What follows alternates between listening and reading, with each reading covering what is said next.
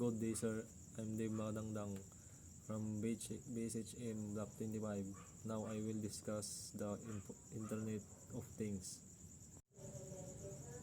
Explain the IoT technology. The Internet of Things ay isang teknolohiya kung saan ang mga device o gadget ay nakakonekta sa internet at kayang makipag-ugnayan sa isa't isa. Halimbawa, sa video na napanood ko, pinakita kung paano gumagana ang smart home system gamit ang IoT. Sa pamamagitan ng isang smartphone app, maaaring i-control ang ilaw, aircon, CCTV at iba pang appliances kahit nasa labas ng bahay.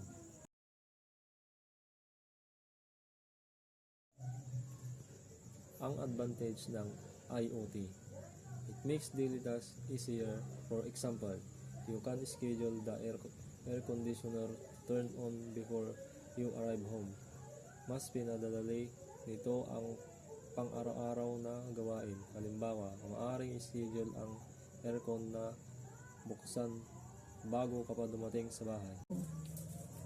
Ang disadvantage ng IoT: privacy and data security.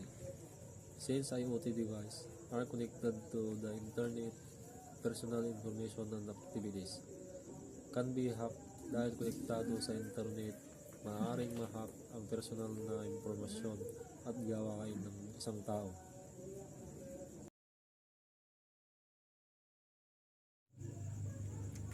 Provide personal insights.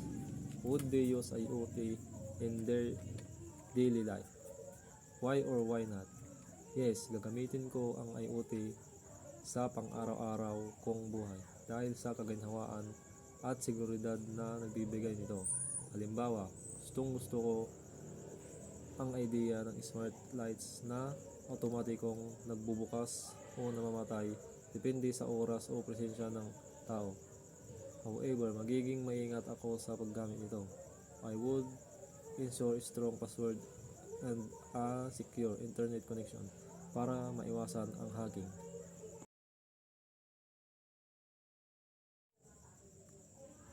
Give a final options. Is an IoT good or bad for society?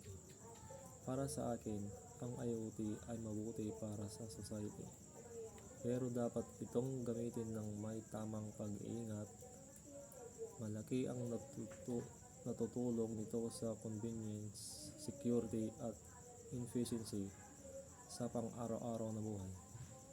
Mula sa smart homes hanggang sa healthcare at businesses. Pero may mga risks din tulad ng privacy issue at cyber threats. Kaya mahalagang alam natin kung paano protektahan ang ating data. Kung magiging responsible tayo sa paggamit ng IoT, mas makakatulong ito sa pagpapadali ng buhay at pag-unlad ng teknolohiya.